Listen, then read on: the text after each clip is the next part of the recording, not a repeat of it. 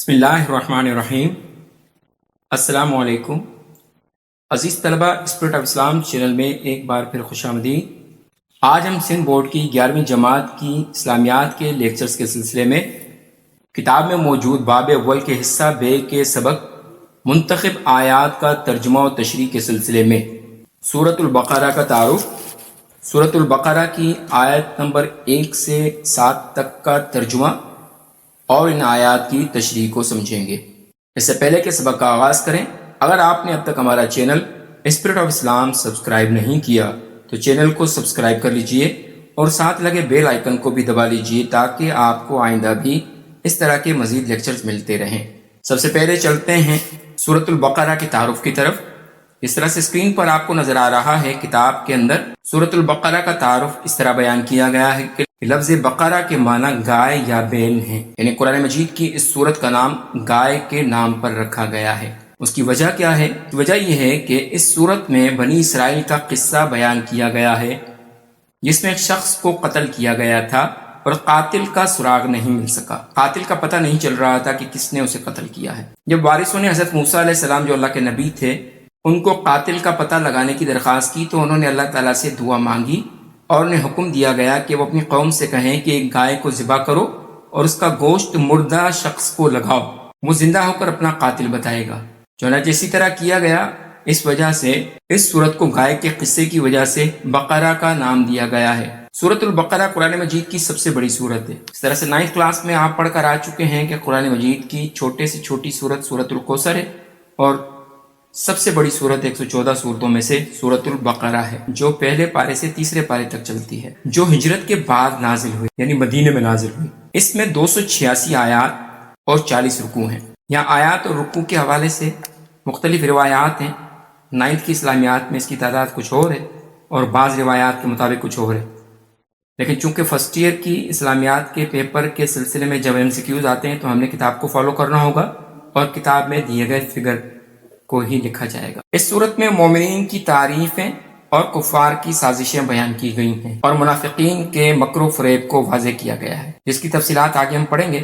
نیز توحید، رسالت، آخرت، عبادات کے ساتھ ساتھ اخلاق کی اصلاح، معاملات کی بہتری اور بہت سے مسائل بیان کیے گئے ہیں۔ اس صورت میں حضرت آدم، حضرت ابراہیم، حضرت اسماعیل اور حضرت موسیٰ علیہ السلام کے بعض واقعات پر بھی روشنی ڈالی گئی۔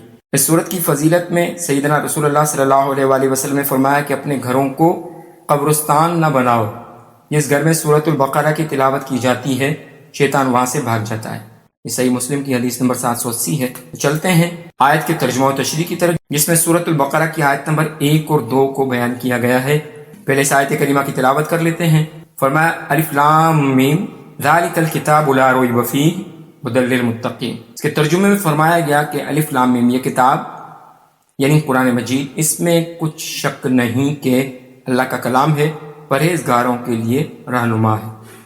چلتے ہیں اس کی تشریح کی طرف۔ ان آیات میں قرآن مجید اللہ کی کتاب ہونے کی صداقت کو بیان کیا گیا ہے، یعنی اس میں یہ بتایا گیا کہ یہ قرآن جو ہے اللہ کی طرف سے نازل کیا گیا ہے اور یہ سچی کتاب ہے۔ الف لام میم کے حروف کو حروف مقطعات کہا جاتا ہے، یعنی قرآن مجید کی 29 صورتیں ایسی ہیں جن سے پہلے حروف مقطعات ہوتے ہیں، یعنی قطع کر کے پڑھے جانے والے، الگ الگ کر کے پڑھے جانے والے، یعنی اس کو علم نہیں پڑھیں گے بلکہ الگ الگ کر کے الف لام میم پڑھیں گے۔ اسی طرح سے اور صورتوں میں بھی ہیں، تو اس وجہ سے ان کو حروف مقطعات کہا جاتا ہے، قطع کر کے الگ الگ کر کے پڑھنا جانا۔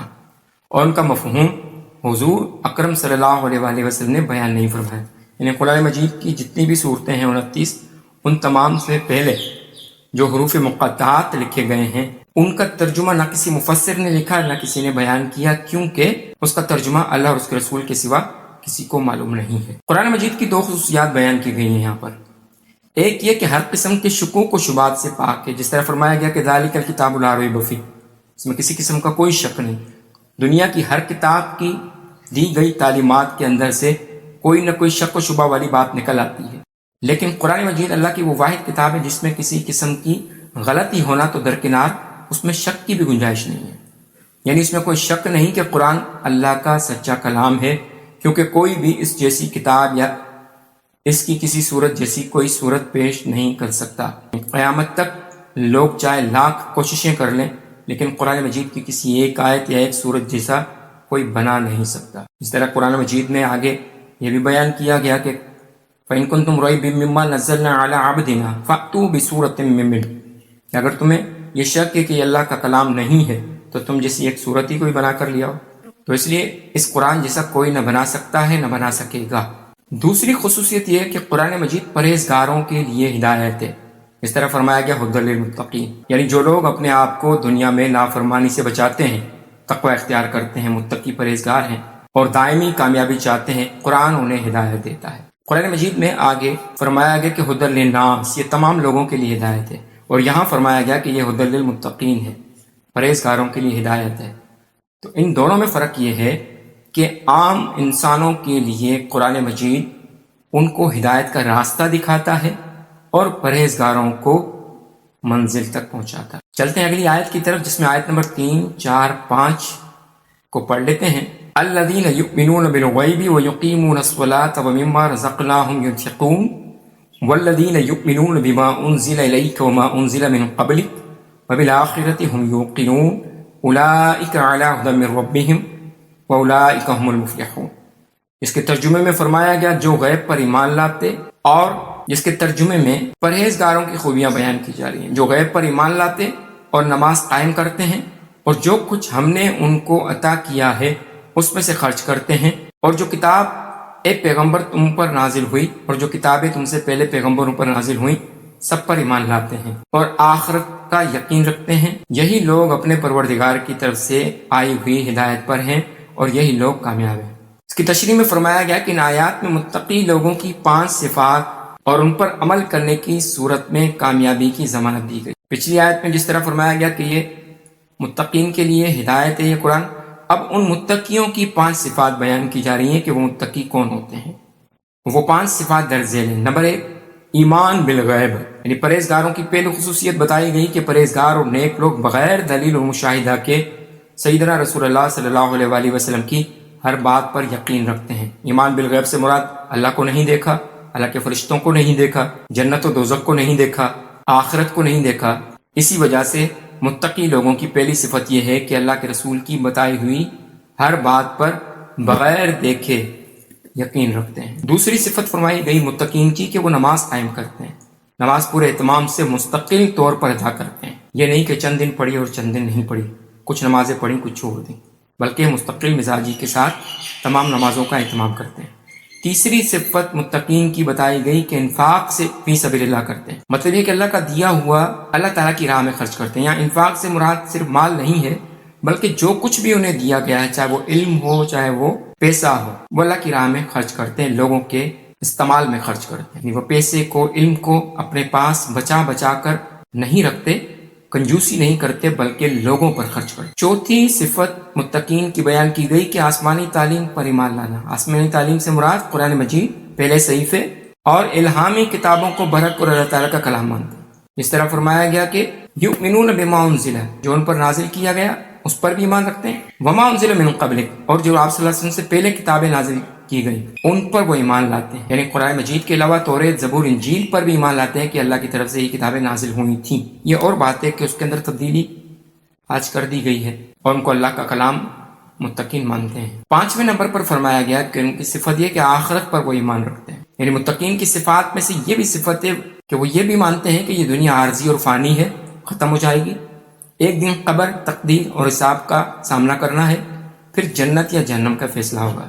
یعنی جس طرح سے کفار کا، مشرکین کا یہ نظریہ تھا کہ یہ موت کے بعد خاتمہ ہے زندگی کا اور اس کے بعد کوئی زندگی نہیں، آخرت کا کوئی تصور کفار و مشرکین کے ہاں نہیں پایا جاتا تھا، مومنین کے بارے میں، متقین کے بارے میں فرمایا گیا کہ وہ آخرت پر ایمان رکھتے ہیں، قبر کے بعد حساب کتاب پر ایمان رکھتے ہیں، جنت اور دوزخ کا یقین رکھتے ہیں۔ تو فرمایا گیا جس شخص میں خوف خدا کے ساتھ یہ 5 خوبیاں ہوں وہ ہدایت یافتہ اور کامیاب سمجھا جائے گا۔ اس طرح فرمایا گیا اولئک علی ھدی من ربہم اولئک هم المفلحون، یہی وہ لوگ ہیں جو اللہ کی طرف سے ہدایت یافتہ ہیں اور یہی وہ لوگ ہیں جو دنیا و آخرت میں کامیاب ہونے والے ہیں۔ تو بات چلتے ہیں اگلی آیت کی طرف، آیت نمبر 6 اور 7 کی تلاوت کر لیتے ہیں۔ ان الذین کفروا سواء علیہم انذرتہم ام لم تنذرہم لا یؤمنون ختم اللہ علی قلوبہم وعلی سمعہم وعلی ابصارہم غشاوۃ ولہم عذاب علیم۔ ترجمے میں فرمایا گیا جو لوگ کافر ہیں، یعنی پہلے متقین کی صفات بیان کی گئی، اب کافروں کے بارے میں بتایا جائے، انہیں تم نصیحت کرو یا نہ کرو، ان کے لیے برابر ہے۔ آپ صلی اللہ علیہ وسلم سے فرمایا اور تمام انسانوں سے فرمایا کہ کفار کو چاہے نصیحت کرو یا نہ کرو، ان کو کوئی فرق نہیں پڑتا، وہ ایمان نہیں لائیں گے۔ اللہ نے ان کے دلوں پر اور کانوں پر مہر لگا رکھی ہے اور ان کی آنکھوں پر پردہ پڑا ہوا ہے اور ان کے لیے بڑا عذاب تیار ہے۔ چلتے ہیں اس آیت کی تشریح کی طرف۔ یہ سورۃ البقرہ کی آیت نمبر 6 اور 7 ہے۔ ان دونوں آیات میں کفار کے بارے میں کچھ باتیں اور ان کے برے انجام کو بیان کیا گیا ہے۔ کفر کا مطلب ہے انکار، یعنی کافر کا مطلب ہے جو انکار کرنے والے ہیں۔ شریعت کی ضروری باتوں کی نافرمانی یا توہین کو کفر کہتے ہیں۔ یہاں سیدنا رسول اللہ صلی اللہ علیہ وآلہ وسلم نے ایسے کافروں کے بارے میں آگاہ کیا گیا ہے جو اپنی سخت گیری، ہٹ دھرمی اور دین سے دشمنی میں مجنون ہو گئے تھے، یعنی پاگل پن کی حد تک پہنچ چکے تھے۔ انہیں بتایا گیا کہ ایسی کرتوتوں کی وجہ سے اللہ تعالیٰ نے کافروں کے دلوں اور کانوں پر مہر لگا دی، یعنی ان کے دلوں پر پردے پڑے ہوئے اور ان کے آنکھوں پر پردہ ڈال دیا۔